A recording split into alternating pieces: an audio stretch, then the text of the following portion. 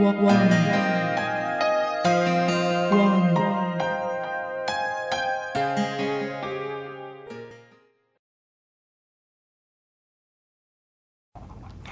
and welcome to the Birmingham Post Business Bulletin. An emergency meeting has been called in Westminster this week to look at the future of thousands of car workers in Birmingham. MPs will be gathering on Wednesday to look at ways to support jobs at Jaguar Land Rover. One of JLR's plants in the West Midlands is set to be closed, but unions have said they're opposed to the move. The Unite union has suggested JLR owners Tata could keep both plants in the West Midlands open by moving production of the Tata Nano to the UK. I've got business reporter John Griffin here today to talk about this. John, what are they hoping to achieve with this summit? It's been quite a few weeks now since JLR announced their new business plan, the most controversial aspect of which is the closure of either Castle Bromwich or Solihull.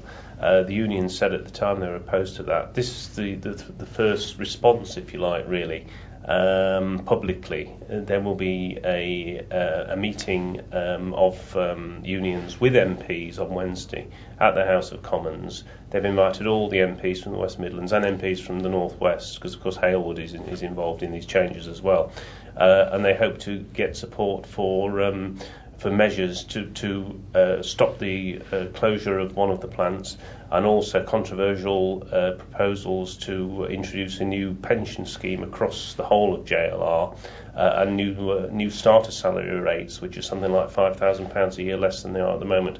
The unions are opposed to all those measures, and this is a meeting to discuss that opposition. Okay. And what do you think of this idea of bringing the Tata Nano to the West Midlands?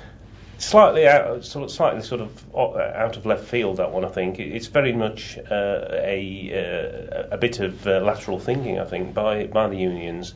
Tata have announced in the past, have discussed that there is a possibility that a European version of the world's cheapest car could be provided for Europe. What the unions are saying is that if that is the case, then if they want to bring that car to Europe, then they could build it in Europe. And obviously Castle Bromwich is very much at the forefront of that suggestion. Okay, that's great. Thanks for that, John. Well, that's all for today. We'll see you tomorrow for another Birmingham Post Business Bulletin.